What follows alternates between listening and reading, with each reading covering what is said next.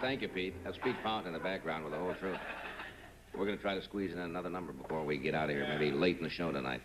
My next guest is one of the country's most famous and dynamic trial lawyers. In fact, he has a distinguished legal career, and those of you who are familiar with the television show that was on for some seasons, Sam Benedict, was based on a good part on his career. He's written a new book called A Reasonable Doubt, in which he states his definite opinions, speaks out rather boldly and provocatively on a whole number of subjects, from a narcotics addict to censorship to the Fifth Amendment to divorce and etc. He's an extremely interesting man. Would you welcome, please, Mr. Jake Ehrlich.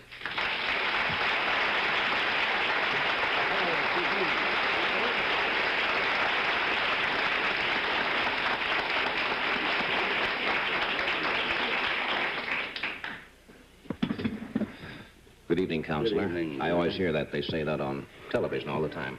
Not on the Sam Benedict show, they don't. They don't say that. Why do they always say it in those other series? Counselor all the time. Well, do lawyers talk to each other that way? No. You ought to hear lawyers talk to each other.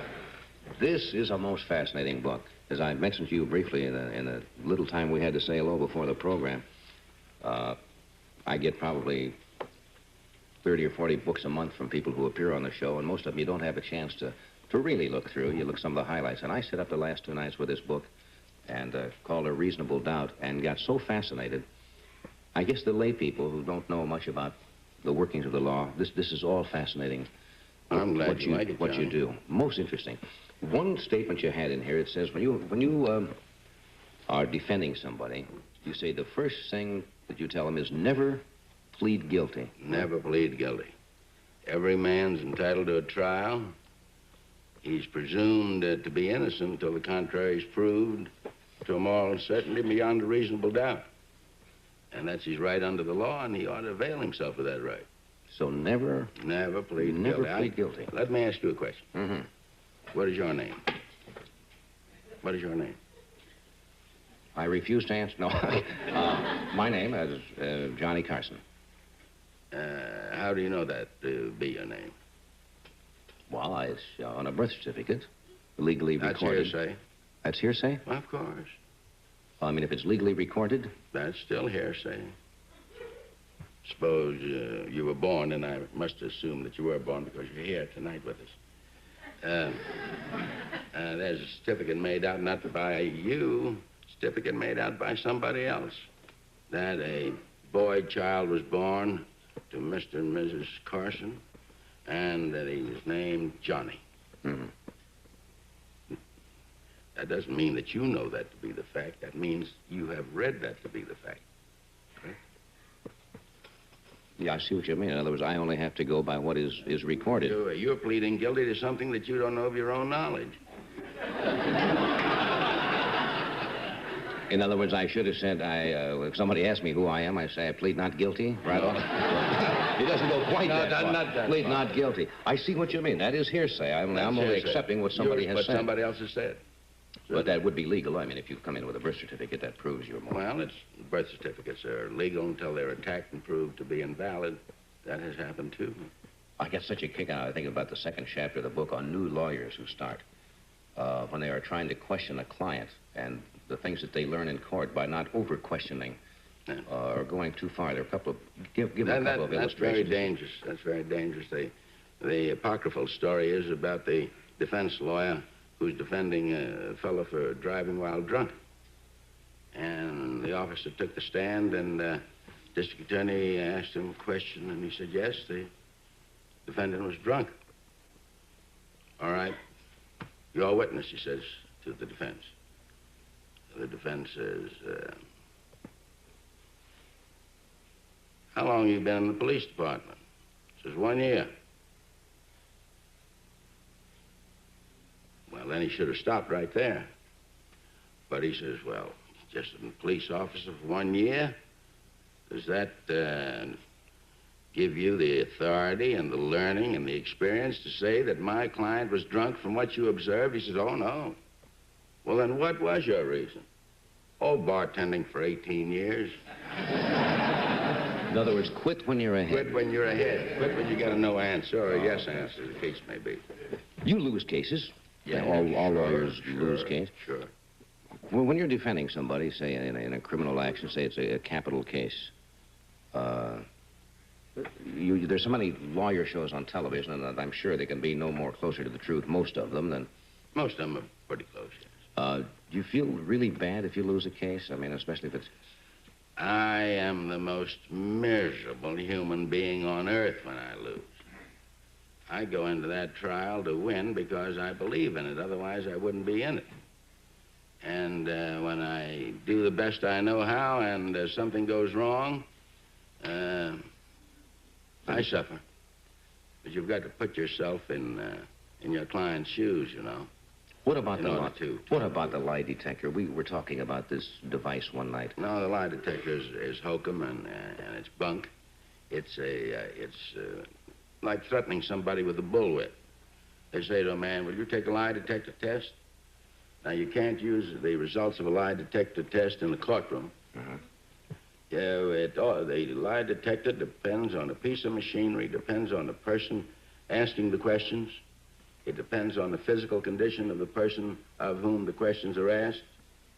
And it depends also on whether the connections between the machine and the person are put in the proper place.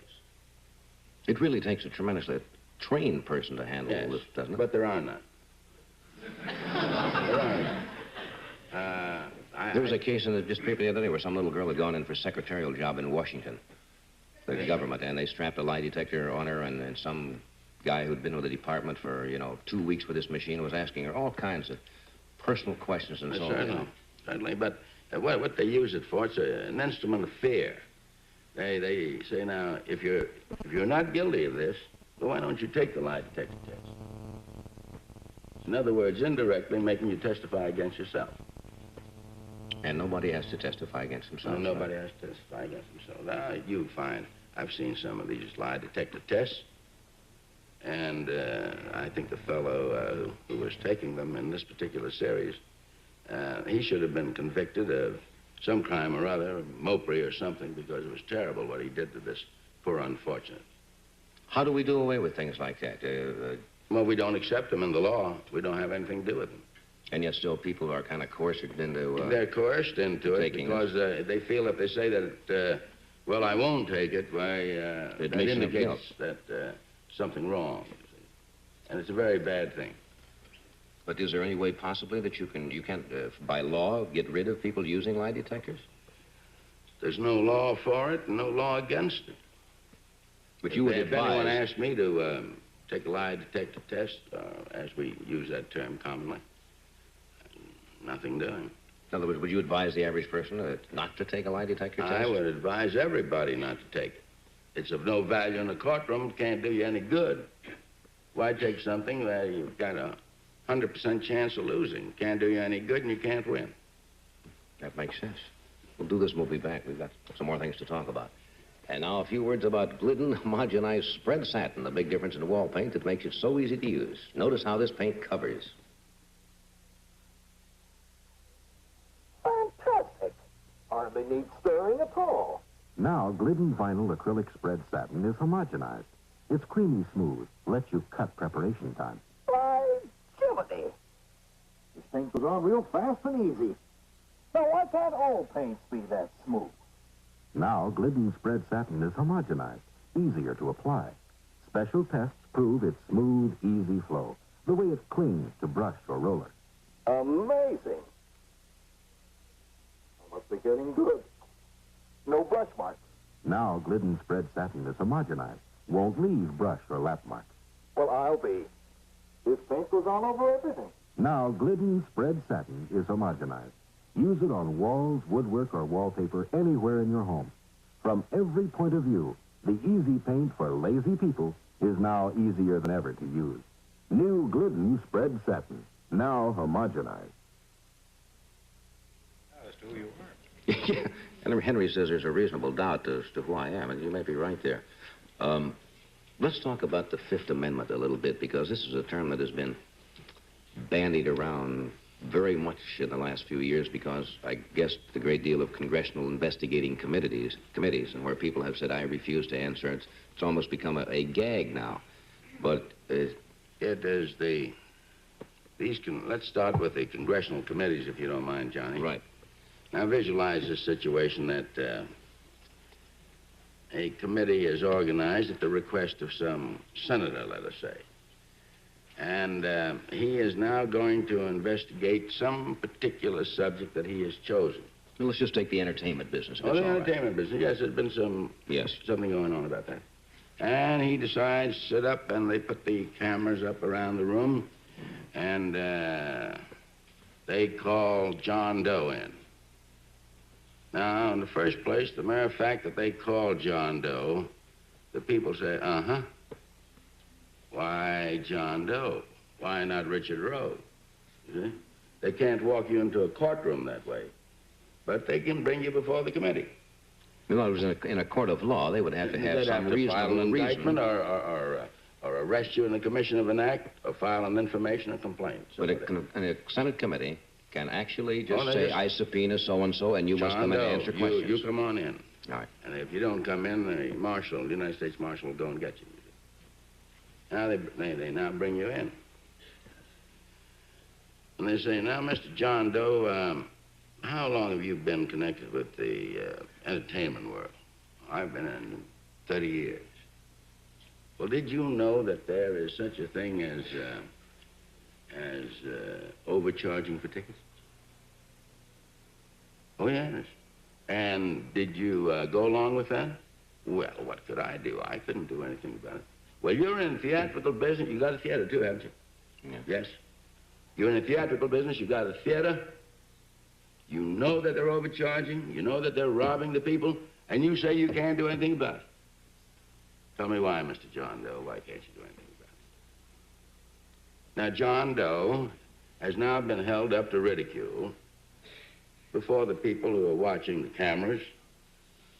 And John Doe hasn't done a thing. John Doe merely is a hard-working man. He owns this little theater, and he is now put in the light of a man who's conspiring in some way or other to overcharge people for admission to his theater. Well, now, if John Doe says, gentlemen, I refuse to testify, then the senator will say, you refuse to testify for what reason, on what ground? Now, John Doe is there all by himself. There's nobody there to help him. Well, he says, I guess I just don't want to get into this. Well, that's no reason. And suddenly the American John Doe thinks of take 5. He says on the Fifth Amendment. Well, now, wait a minute. How can you refuse to testify because the Fifth Amendment, you've got nothing to worry about, have you, John? No. Well, then why don't you testify? Well, I'm not going to testify. Now, John may not want to say that one of the men selling tickets overpriced in violation of that particular ordinance might be a friend of his, might be a relative of his.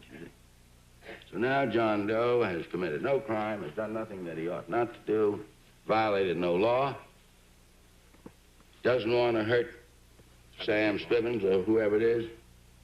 Now John Doe is now cited into court to show cause why he shouldn't be held in contempt of the committee for using the Fifth Amendment. And there, some time ago, was a book put out by a United States senator. Most all of the book had to do with the committee hearings, a rehash. Mm-hmm. And there was only one chapter in the book was worth considering. And that was where he said that too many people were availing themselves of the right under the Fifth Amendment. Well, if the Fifth Amendment is not good law, if we are to be called criminals because we use it, well, then let's take it out of the Constitution. Let's get rid of it. Now, you will recall history, or the reading of history, rather, that we had some difficulties with Great Britain about Star Chamber proceedings where they brought you in, sat you down, and gave you a rough time to make you testify. That's why we put that in there. In other words, the Fifth Amendment was set up to keep people from testifying against themselves. In other words, no person can be allowed to testify That's right. against That's himself. right. Now, is that a good amendment? Well, certainly it's good. Then why has this slur been attached to it? Because of the way it is applied, Johnny. I am now the senator from Chocomo. And I have ambitions. Now, there's no way that I can get on these machines quicker, except on the Johnny Carson show, but no way quicker than by organizing a committee and investigating something of some general interest. They investigated crime, all the crime in the world. Johnny, how many cases were prosecuted in the court of law? None that I know of. But look at the record of how many people they've smeared and destroyed, how many families they've ruined. There are people now who cannot get a job in this country. No, can't get a job. Not only in the entertainment industry, because they pleaded the Fifth Amendment. Now, whether they were guilty of anything is not the case at all. But suppose someone many years ago, when there were a lot of popular organizations that nobody knew what they were, and people seem to forget that during the war, we were an ally of Russia, and many people, it could have been possible for me or anybody, to join some organization, Friends of so-and-so.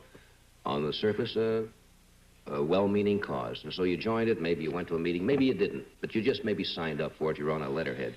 Now you were called in, as you say, in front of a committee, and he says, did you attend a meeting of so-and-so in 1938? All right, if he says, yes, I did. He says, who else was in attendance? Right. Now, I don't know what I would do in that position, but I certainly don't think you would want to turn around and enumerate 10 people that you know who were there. Johnny, so you say, I refuse to testify on the grounds, and you're dead anyway. If you said that there was just one other person. Now, there's Henry Morgan, say, for example. Henry Morgan. Then there's a conspiracy between Johnny Carson and Henry Morgan to violate this law. Now, you may have been in this meeting, never even discussed it. You may have been talking about girls or something beautiful or anything you choose, nothing about this matter. But now the moment that you say, yes, I was there, who else was there? Henry Morgan was there. I wish you'd use somebody else. I really do. Well, you were there. As a matter of fact, Mr. Ehrlich, I lived through this. Well, barely lived through it. It's a very bad situation. You're now guilty of a conspiracy. Now, if you say... You didn't have to join anything, you know.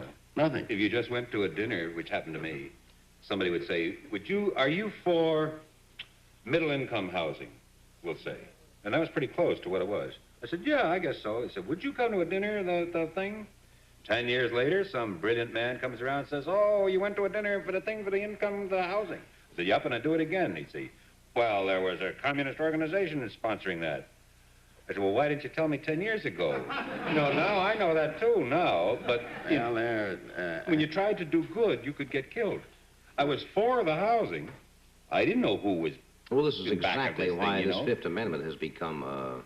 it's dangerous. It's become muddled, and because if somebody takes it, you are guilty because you take it.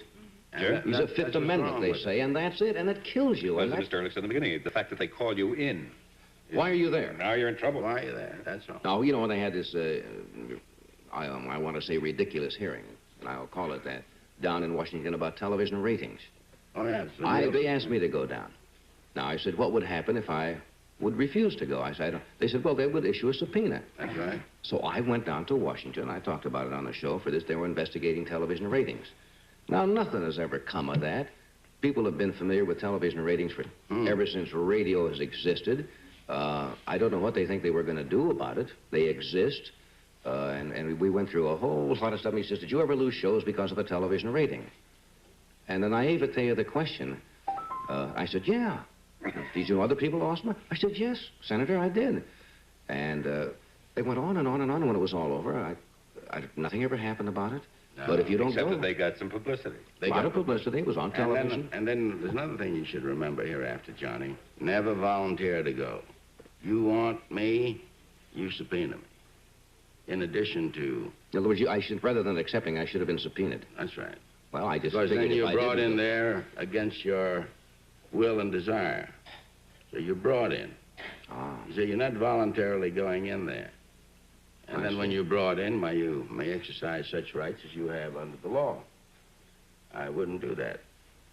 Because you might have... I had a some lawyer. difficulty. I had a lawyer with me. He got 20 years. I haven't seen him since. He's still not... No. All right. We'll do this. I'll tell you the truth. It was that I wasn't under investigation for anything, but I was so nervous. I was really so nervous. I had nothing to hide. We were talking about silly ratings, and I felt like a kid in front of the high school principal. Because I didn't know what I could add to this, you know. Well, we'll do this now. And you didn't accomplish anything either. I'm sure it accomplished nothing. A few words from a lady in the house who contends she can go anywhere men go. Well, almost anywhere. Gentlemen, there is a lady in the house. What's she doing here? I have a right to be here. I have a right to be anywhere you are. Hey. Well, almost anywhere. Haven't you noticed? It's no longer just a man's world. After all, if we can fill man-tailored jobs, we can fill man-tailored shirts, too. It's a Lady Manhattan. All the things you like about your Manhattan shirt, I like about mine. It's man-tailored for a woman, and that's the difference. And what a difference. And another thing, it's no iron Dacron and cotton. Comes in 26 colors. Perfect for work, play, or traveling. And it's only $5. Any questions?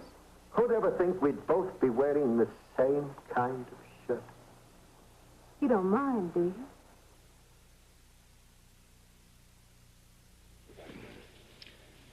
Well, in other words, you believe if the Fifth Amendment is not a good law or it's not serving their purpose, then we should get rid of the law. The people should write to their legislators and say, let us get rid of the Fifth Amendment. Well, but if you do that, then aren't you right back where you started again? Then you go in front of a committee and you must answer. No, but I said that in connection with enforcing the law. Mhm. If the Fifth Amendment is the law, then you should have the right to use your right under that. Without being... Without being condemned because you avail yourself of that right. Now, remember this, Johnny, that we speak of our forefathers who gave us this Constitution and gave us all of these rights as Americans. Well, our forefathers didn't do anything of the kind. The men who wrote, and I'm referring to the men who wrote the Constitution. The men who wrote the Constitution wrote a beautiful, lasting document. But the people said, we will not accept this Constitution unless and until you guarantee to us these rights. Don't force us to testify against ourselves. Give us a lawyer when we go to court. Supreme Court of the United States has just discovered that lately. It's been there for many years. Give us a right to trial by jury. Don't take our property away from us without taking care of the cost of it, without going to court. Don't destroy our right to freedom of speech. Don't destroy our right to freedom of thought. Don't destroy our right to freedom of religion. It was the common man. These people sitting here, all of us, in those historic days, who insisted on these rights. Now, we fought for them. We've fought wars since then in the name of these rights. Now, if you're going to condemn us for using them, then let's get rid of them. Let's go right back to where we started before the American Revolution and say, well, shucks, let's throw the whole thing out. This whole thing hasn't worked. One note you had in the book there, which is interesting, because a lot of people say this when you say the Fifth Amendment. They say, well, it has protected a lot of gangsters, you know, or criminals. Probably true, but the point you made, it has also protected a lot of innocent people. It has protected the innocent. Now, the basic philosophy of our jurisprudence, Johnny, is that it's... You may let 1,000 guilty men go, but don't convict one innocent man. That's here. If being on time is one of your big problems, you'll feel for the characters we sing from Illinois.